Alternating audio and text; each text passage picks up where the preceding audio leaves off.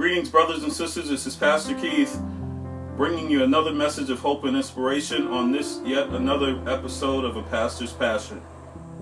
Do you understand the importance of holding on to the practice of singing congregational hymns? Do you understand the importance of holding on to the practice of singing congregational hymns? Do you recognize and do you realize how vitally important it is to keep the spirit of congregational hymns alive? Elders in the church taught it to us. It's deeply rooted in a lot of us. It's vitally important that we pass it along to our kids so that they can pass it along to their kids. When a congregation is on one accord, lifting our voices in praise to God through a hymn, it does something to us inside. And it's certainly one of the ways that I believe God inhabits the praises of His people. Singing congregational hymns is an important practice for us as parents to pass along to our kids because of all the temptations and distractions that they face out in the world today.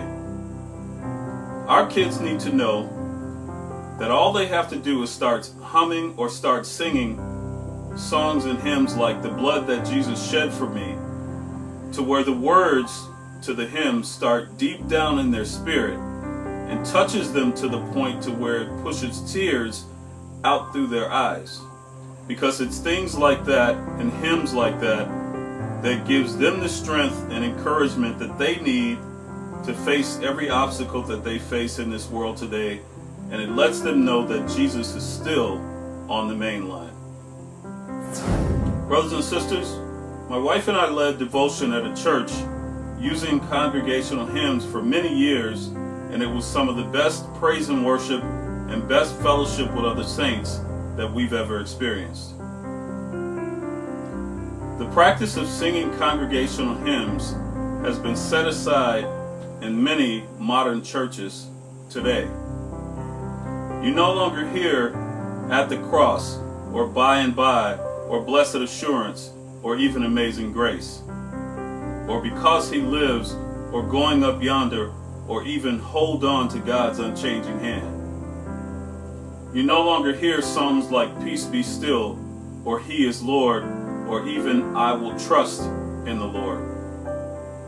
Brothers and sisters, in my humble opinion, not continuing to sing these hymns in every church in this country and all over the land is wrong, and it's a practice that needs to be corrected and resurrected in order to help lift up and build up and edify the church.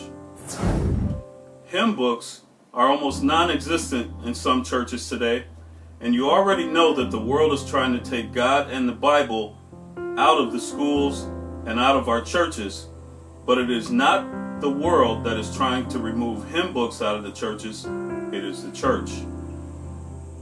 Now you may ask, why is this so important? I want to share with you one illustration that God placed on my heart. While the word hymn is spelled H-Y-M-N, it's actually not about us.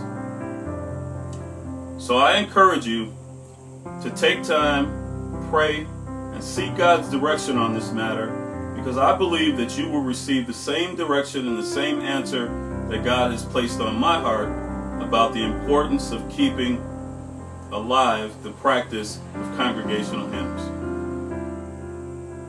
This is Pastor Keith bringing you another message of hope and inspiration in this episode of A Pastor's Passion, and we'll be right back.